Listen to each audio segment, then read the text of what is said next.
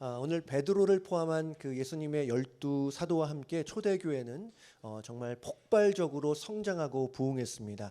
오늘 본문은 사도행전 6장인데요. 학자들은 이 시점에 교회의 규모가 아마도 한 2만 명 정도에서 2만 5천 명 정도로 예상을 합니다.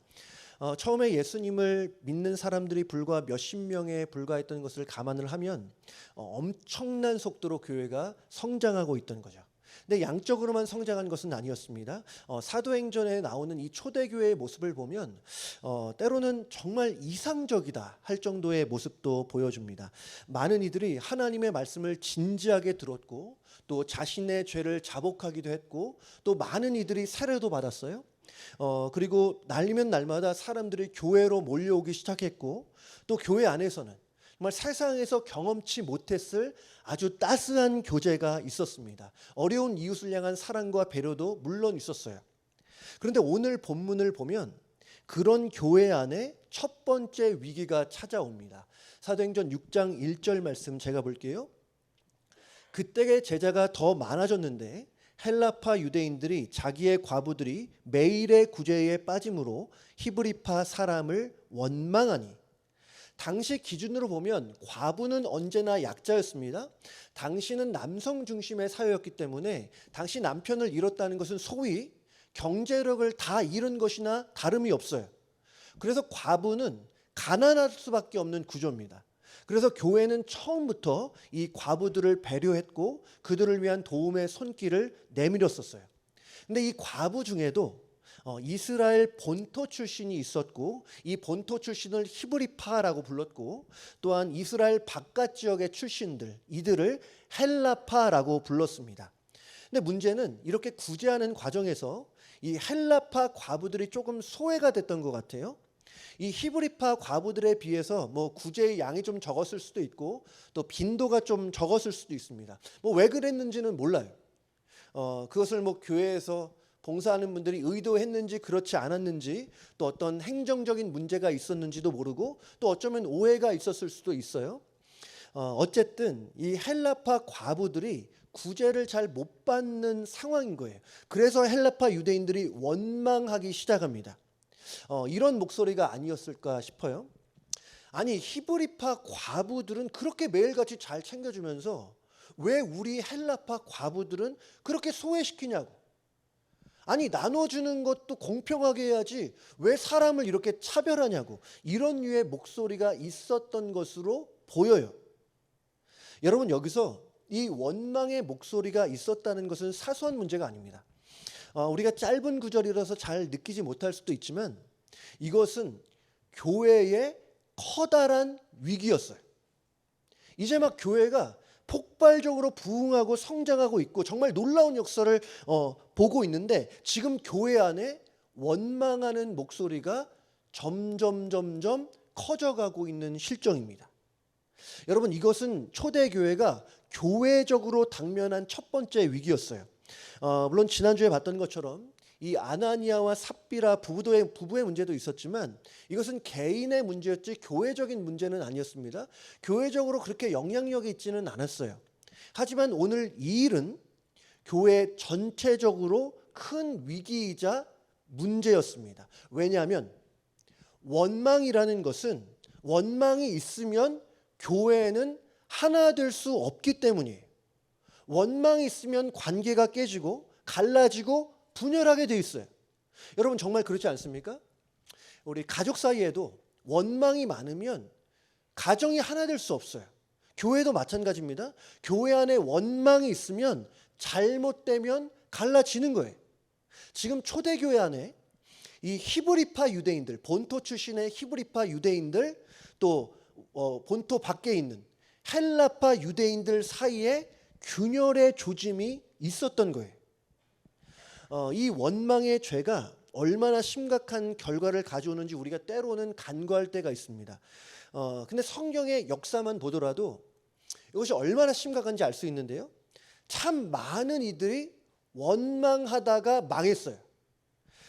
대표적으로 이 출애굽을 한 이스라엘 백성들, 여러분 이들은 어땠습니까? 자주 말씀드렸지만 이들은 어려움을 만났다 하면 불평하고 원망했어요. 그리고 그렇게 원망하고 불평하다가 어떻게 됐습니까? 결국에 하나님이 약속하신 그 가나안 땅에 들어가지 못했잖아요. 그 광야에서 생을 마감해야 됐어요.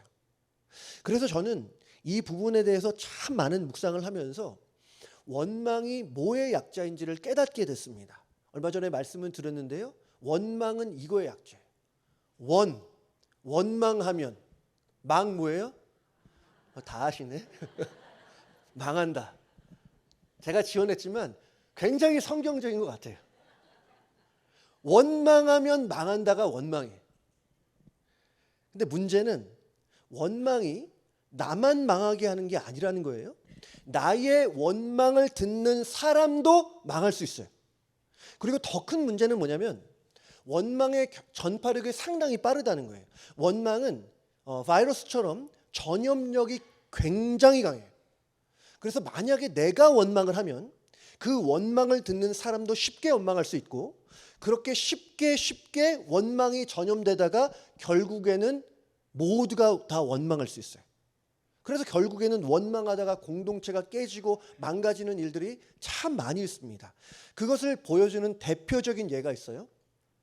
이 민수기 13장 말씀을 보면 이스라엘이 이 정탐꾼 12명을 가나안 땅으로 보내는 장면이 나오는데, 이 정탐꾼 12명이 돌아와서 보고하는 장면이 민수기 13장에 나옵니다. 여러분 잘 아시듯이 이 12명 중에 이 여호수아와 갈렙을 제외하고 나머지 10명이 똑같은 말을 해요. 그 가나안 땅에 사는 사람들은 아낙 자손의 거인들로서 그들이 볼 때 우리는 메뚜기에 불과하다. 하나님께서 왜 굳이 우리를 출애굽시키셔서 이렇게 죽게 만드는가 원망을 합니다. 그런데 이 민수기 13장의 말씀을 마치고 나서 14장 1절 2절에서 뭐라고 하냐면요. 제가 읽어볼게요. 온 회중이, 보세요. 온 회중이 소리를 높여 부르짖으며 백성이 밤새도록 통곡하였더라. 이스라엘 자손이 다 모세와 아론을 원망하며 온 회중이 그들에게 이르되 우리가 애굽 땅에서 죽었거나 이 광야에서 죽었으면 좋았을 것을. 생각해 보세요. 여러분 처음에 원망하는 사람은 정탐꾼 10명이 전부였습니다.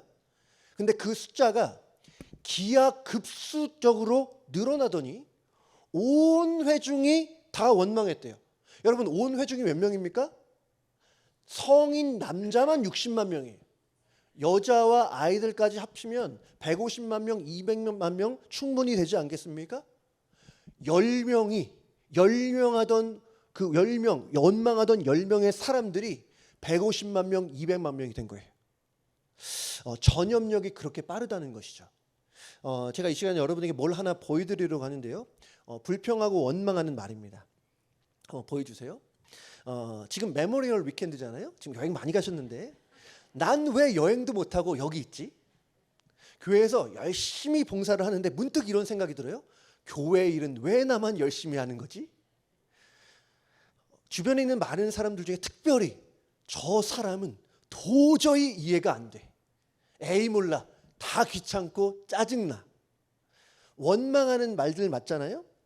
지금 이 화면 계속 보여주시는데요. 오늘 은혜롭게 기도해 주신 우리 배준범 집사님 잠깐 한번 일어나주세요. 너무 놀라지 마시고. 제가 어려운 거 시키지 않습니다. 잠깐 일어나 주세요.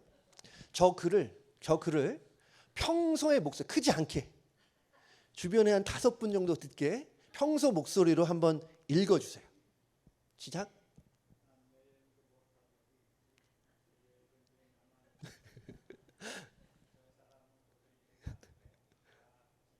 네, 그 주변에서 정확히 들으신 분들만 손 들어주세요. 손 들어주세요. 오케이, 그분들만 작은 목소리로 한 번 더 읽겠습니다. 시작. 너무 커요. 평소에 그렇게 크게 말씀하시나요? 평소 옆에 사람에게 말하는 정도로. 시작.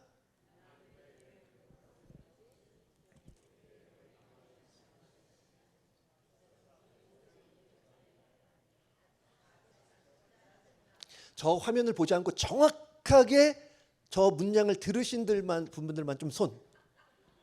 이쪽 안 들으셨어요? 이쪽도 들으셨고 좋습니다. 그렇게 얼마 남지 않았습니다. 조금만 한 번만 더 하면 원망이 충만할 수 있어요. 우리 손 드신 분 이제 평소 목소리로 시작.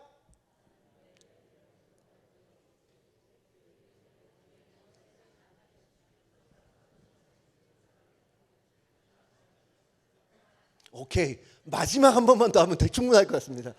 마지막 한 번 더, 이제 들으신 분들 마지막입니다. 시작.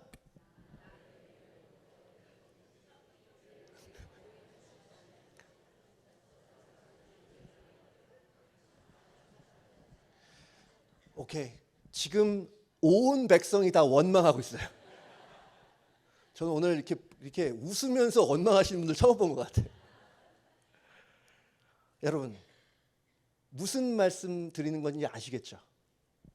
원망은 마치 코로나 바이러스처럼 전염력이 그만큼 강하다는 거예요. 그리고 그 원망이 뭐의 약자로 그랬어요? 원망하면 망한다. 여러분, 하나님은 우리에게 원망이 아니라 범사에 감사라고 말씀하셨어요. 여러분, 범사에 감사라는 것은 언제나 어디서나 모든 일에 다 감사라는 거예요. 우리를 향한 하나님의 뜻은 예외 없이 원망하라가 아니라 감사하라예요. 여러분, 요즘 마음이 어떠십니까? 하나님은 우리에게 범사에 감사라고 말씀하셨는데 혹시 마음에 원망이 있다면, 그런 마음의 조짐이 있다면 여러분 이렇게 생각하셔야 돼요. 어떤 목사님이 그러시더라고요. 우리의 마음속에 원망하는 마음이 생기면 그것은 마귀가 초인종을 누르고 있는 것이다. 마음에 원망이 있으면 영적인 경각심을 우리가 가져야 된다는 거예요. 여러분, 우리 자신과 공동체를 해하는 원망과 불평을 멀리 하시기를 바랍니다. 그리고 늘 주님 생각하고 주님 바라보면서 감사하는 우리 귀한 성도님들 다 되시기를 주님의 이름으로 축복합니다. 그래서 저는 우리 교회 안에, 여러분의 가정 안에 원망과 불평의 목소리가 떠나가고 늘 감사하는 목소리로 가득했으면 정말 좋겠어요. 어쨌든 이 원망으로 인해서 지금 교회에 위기가 발생한 상황입니다. 근데 여기서 보면 참 이 12사도가 지혜로웠던 것 같아요. 이들은 문제가 발생했을 때 누구의 잘잘못을 따지지 않았습니다. 보통 우리가 문제가 생기면 어떻게 해요? 누가 잘했느니, 누가 못했느니, 누가 잘못이 좀 많다느니 적다느니, 이런 말 우리 쉽게 하잖아요. 근데 사도들은 누구의 책임 소재를 묻지 않았습니다. 또한 지금 구제하다가 문제가 생겼잖아요. 언뜻 생각하면 구제하다가 문제가 생겼으니까 이 문제를 해결하기 위한 가장 쉬운 방법, 구제를 중단하면 되는 거예요. 근데 이렇게 원망한 목소리를 들을 바에 차라리 구제를 접자, 이렇게 생각할 수 있는데 사도들은 그러지 않았습니다. 사실 저라면 이러했을 것 같아요. 지금 헬라파 과부들이 구제에 있어서 좀 제외가 됐잖아요. 이렇게 말할 거예요. 당분간 헬라파 과부들을 조금 더 신경 써달라고, 그들이 지금 좀 섭섭해하니까 당분간은 조금 더 관심을 가져달라고. 그러면 바로 문제가 해결되는 거잖아요. 저라면 그랬을 것 같아요. 하지만 이 사도들은 참 지혜로웠던 것이, 이들은 눈에 보이는 현상만 본 것이 아니라 문제의 근원을 파악했던 것이죠. 그리고 빠른 해결책이 아니라 근본적인 해결책을 찾았어요. 그리고 좀 이따 보겠지만 이후에 이 위기를 딛고 교회가 한 번 더 힘차게 비상하게 되는데, 여러분과 간단히 먼저 나누고 싶은 것은 이거예요. 지금 문제가 발생했잖아요. 원망이 시작되고 어쩌면 원망이 급속도로 확산돼서 교회가 분열될 위기에 있어요. 근데 여러분 그거 아십니까? 문제와 위기는 때로는 기회가 될 수 있다는 거예요. 우리가 그런 말 하잖아요. 위기가 곧 기회라고. 위기는 현 상황을 정확하게 진단하도록 도와주는 도구와 같습니다. 누구를 진단합니까? 나 자신을 진단할 수도 있고, 우리의 가정을 진단할 수 있고, 우리 교회를 진단할 수 있어요. 그것이 어디든 평소에 문제가 없으면 우리는 보통 어떻게 생각하냐면 괜찮다, 다 좋다라고 생각을 해요. 그러다가 위기를 만나면 그때 알게 되는 거죠. 그러니까 위기가 오기 전에는 우리는 저를 포함한 여러분은 비현실적 낙관주의자가 될 수 있어요. 그런데 문제 앞에 서고 위기에 봉착하면 이게 아니었구나. 나의 실상을 알게 되고 지금 나의 상황을 정확하게 인지하게 됩니다. 그러니까 평소에는 현상 파악이 잘 안 되다가 문제를 만나면 현상 파악이 잘 되는 거예요. 예를 들어서 몸 안에 병이 자라고 있어도 아무런 페인이 없고 통증이 없을 수 있어요. 그러면 보통 우리는 나의 몸은 건강하다고 쉽게 가정할 수 있습니다. 하지만 병이 점점 더 진전되면서 통증이 시작되면서 그때야 내 몸에 문제가 있음을 알게 되는 거죠. 이 초대교회가 빠르게 부흥하고 성장하는 과정에서 사도들의 일이 아마 눈덩이처럼 불어났을 거예요. 처음에는 이따 설명을 드리겠지만 이 사도들이 기도와 말씀에 전념을 했을 거예요. 그런데 성도가 많아지고 교회의 규모가 커져가니까 사도들이 감당해야 될 일들이 너무나 많아지는 거예요. 오늘 본문에 나온 것처럼 구제도 해야 되고 또 상담도 해야 되고 신방도 해야 되고 외부에서 손님이 오시면 대접도 잘 해야 되고 할 게 너무 많았던 거예요. 아마 이때의 이 사도들은 속으로 이거 너무 바쁜데 피곤한데 이러면 안 되는데 이 정도의 생각은 했을 수 있습니다. 근데 이러한 위기가 딱 발생을 하자 이거 아니구나. 지금 잘못 가고 있구나. 문제를 정확하게 알게 된 거죠. 그리고 이들이 제시했던 해결 방안은 한 가지였습니다. 오늘 2절부터 4절까지 말씀인데요. 조금 길지만 저와 함께 읽겠습니다. 시작. 12사도가 모든 제자를 불러 이르되 우리가 하나님의 말씀을 제쳐놓고 접대를 일삼는 것이 마땅하지 아니하니 형제들아 너희 가운데서 성령과 지혜가 충만하여 칭찬받는 사람 7을 택하라. 우리가 이 일을 그들에게 맡기고 우리는 오로지 기도하는 일과 말씀 사역에 힘쓰리라 하니. 아멘. 지금 문제가 있어서 사도들이 제시한 그 해법은 역할 분담이었어요. 역할 분담. 지금 사도들 스스로 하는 말이 본인들이 선택과 집중을 잘 했어야 되는데 그러지 못했다는 거예요. 사도로서 영적인 지도자로서 기도와 말씀에 전념했어야 되는데 그러지 못하고 다른 많은 일을 했다는 거예요. 여러분 다른 일은 뭡니까? 오늘 2절 말씀에 보면 하나님의 말씀을 제쳐놓고 이 접대를 일삼았다고 하는데요. 여러분 이 접대라는 것은 부정적인 것이 아니에요. 재정하는 일을 말할 수도 있고 또 누군가를 구제하고 돕는 일일 수 있어요. 그럼 재정이든 구제든 다른 일이든 여러분 이런 거 중요하지 않은가? 아니에요. 중요합니다. 지금 사도들의 말은 다른 그런 모든 사역보다 기도와 말씀 사역이 더 중요하다라고 말하는 게 아니에요. 이들의 강조점은 여기에 있지 않아요. 그게 아니라 각자가 맡은 역할이 있다는 거예요. 그리고 각자가 맡은 역할에 집중할 수 있어야 된다는 거. 예를 들어서 집에 엄마가 그 집안 살림을 하고 있고 또 초등학교 아이가 학교를 다닌다고 가정을 해봐요. 가정이에요.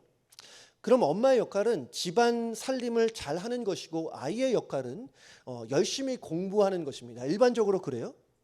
근데 아이가 너무 착해서 집안일을 도와줘요. 그리고 이렇게 도와주다가 재미가 있는지 집안일만 해요. 학교 가서도 자나깨나 집안일 걱정. 그런 일 없겠지만 집안일만 하루 종일 생각을 하는 거예요. 여러분 이거 아니잖아요. 그래서는 안 돼요. 학생의 역할은 우선적으로 공부하는 것입니다. 그럼 대상을 제외하고 일반적으로 공부를 하는 게 중요합니까? 집안일을 하는 게 중요합니까? 무엇이 중요한지 우열을 가릴 수 없어요. 둘 다 중요해요. 다만 맡은 역할이 다르다는 거예요. 교회도 마찬가지입니다. 제가 담임 목사로서 우리 교회와 성도님들을 사랑해요. 그리고 그 사랑을 잘 표현하고자 자나깨나 우리 성도님들이 드실 점심 식사를 생각한다고 가정해 보세요. 그래서 제가 만나부에 들어가서 요리를 주도적으로 해요. 토요일 하루 종일 부엌을 지켜요. 여러분 생각해 보세요. 어떨까? 브라운 슈거와 MSG도 구분을 못하는 제가 뭘 할 수 있겠습니까? 지금 무슨 말 하는지 모르시는 분들 지난주 설교를 들으시기 바랍니다. 그리고 더 큰 문제는 그렇게 되면 제가 주일 설교를 준비를 못 하겠죠? 제가 무슨 말씀을 드리냐면 각자 주어진 역할에 우리가 충실해야 된다는 거예요. 교회는 다양한 직분과 다양한 경험과 다양한 은사를 가진 분들이 마음 모아서 함께 가는 것입니다. 슈퍼맨처럼 슈퍼 크리스천이 등장해서 혼자 다 하는 것이 아니에요. 각자에게 주어진 주의 일을 각자의 자리에서 모양과 모습은 다를 수 있지만 충성스럽게 해내는 것이에요. 특별히 오늘 본문에 나온 것처럼 영적인 지도자는 기도와 말씀 사역에 헌신해야 됩니다. 사도들은 오로지 기도하는 일과 말씀 사역에 힘쓰겠다고 선언했어요. 여기서 말하는 기도와 말씀은 어떤 개인적인 경건 생활을 말하는 것이 아닙니다. 여기서 기도와 말씀 사역은 공적인 거예요. 그래서 여기서 기도라는 것은 성도님들의 마음과 사정을 하나님께 올려드리는 것이고, 말씀 사역이라는 것은 하나님의 말씀과 음성을 성도님들에게 전하는 거예요. 목회자들이 이 일을 잘 감당하면 교회는 더욱 멋지게 세워질 수 있는 줄로 믿습니다. 그리고 그와 더불어서 교회의 리더십분들 또 우리 성도님들이 각자의 자리에서 맡은 역할을 잘 감당할 때에 저는 우리 모두가 우리를 통해서 일하시는 하나님의 위대한 역사를 보게 될 줄로 믿습니다. 아멘. 초대교회는 이 일을 잘 감당해서 위기를 딛고 힘차게 비상했어요. 그 증거가 오늘 7절 말씀인데요. 7절 같이 읽겠습니다. 시작. 하나님의 말씀이 점점 왕성하여 예루살렘에 있는 제자의 수가 더 심히 많아지고 허다한 제사장의 무리도 이 도에 복종하니라. 아멘. 하나님의 말씀이 왕성했다는 것은 두 가지 의미로 볼 수 있어요. 하나는 교회를 구성하는 성도 한 분 한 분이 말씀으로 충만해졌다는 것을 의미하고, 또 하나는 아직 예수님을 만나지 못했고 십자가의 의미를 알지 못하는 사람들에게도 하나님의 말씀이 빠르게 전파되었음을 의미합니다. 그래서 너무나 신기하게도 허다한 제사장의 무리가 이 도에 복종했대요. 여러분, 이 제사장들 누굽니까? 여러분, 이들은 예수님을 배척하는 데 있어서 최전방에 섰던 사람들이에요. 예수는 아니라고, 기독교는 틀렸다고 외치던 종교 지도자들입니다. 그들조차 하나님의 말씀을 받았던 거예요. 당시 그리스도인들이 이 제사장들이 이 도를 복종했다는 소식을 듣고 혹은 보고 그 느꼈을 충격은 우리의 상상을 초월합니다. 이 정도 충격이 아닐까 싶어요. 이렇게 주일에 와서 우리 찬양팀 앞에서 인도하면서 열심히 목 놓아서 찬양하고 있는데 옆을 보니까 스님이 계시네. 스님이 목 놓아 예수님을 찬양하고 있는 그런 그림과 같습니다. 또한 한 가지만 좀 짚고 설교를 마치고 싶은데요. 이 사도들은 참 지혜가 있었다는 것을 제가 다시 한번 생각하게 되는데요. 말씀드린 대로 이들은 문제의 근원을 파악해서 본인들이 말씀과 기도에 전념하고 다른 일들, 다른 중요한 일들은 성도님들에게 분산을 했어요. 근데 이것뿐이 아니었습니다. 12사도가 여기서 7명의 집사를 세우게 되는데 이름 한번 보세요. 5절과 6절입니다.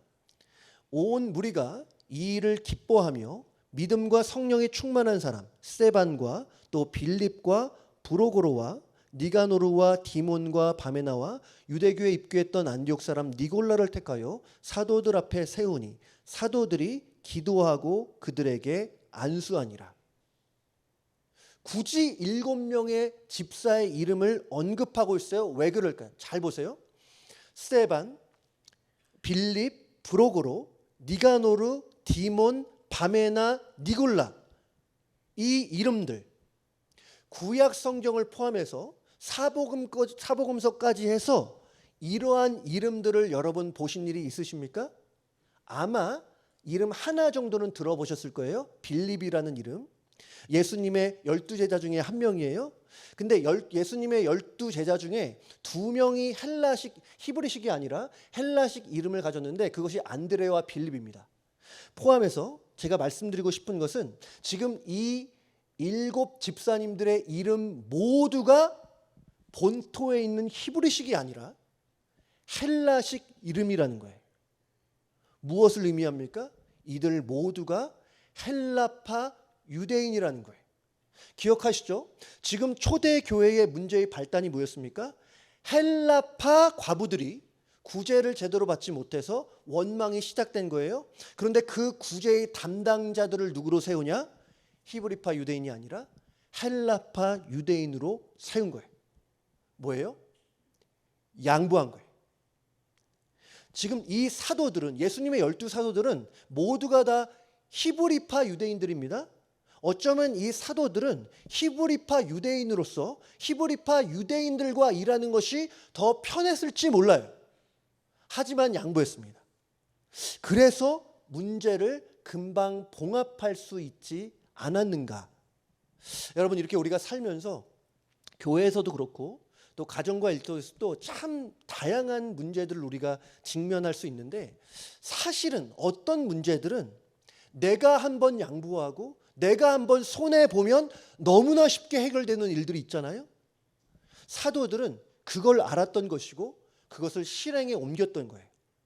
어떠한 문제가 지금 우리 성도님들의 삶에 놓여 있는지 모르지만 여러분, 때로는 양보하시기 바랍니다. 손해보시기 바라요.